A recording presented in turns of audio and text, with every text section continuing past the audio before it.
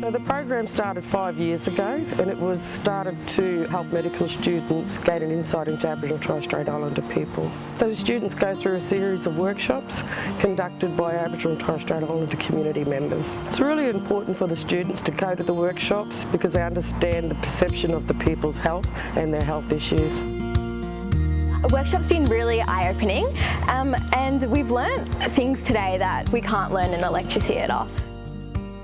I learned how culturally and linguistically different the Aboriginal and Torres Strait Islander people are.